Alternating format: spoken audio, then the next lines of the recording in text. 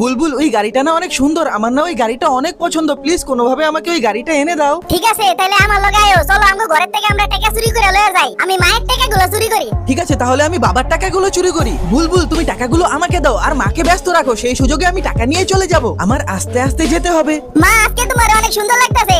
আরে বুলবুল সত্যি বলছো? ধন্যবাদ। ওই মনে হয় কামটা কইরা লাইছে। বুলবুল তাড়াতাড়ি চলে আসো। হ্যাঁ চলো এখন আমরা গাড়ি কিনবো। আন্টি এই গাড়ির দাম কত?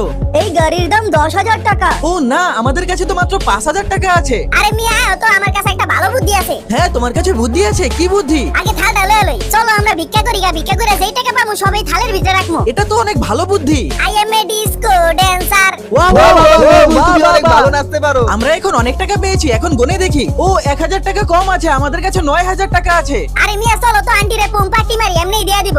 আন্টি আমাদের কাছে 1,000 টাকা কম আছে, আমাদের কি এই গাড়িটা দেবেন? দেবো এক শর্তে, সবাই যদি ভিডিওটাতে লাইক করে চ্যানেলটিকে সাবস্ক্রাইব করে। Please like subscribe.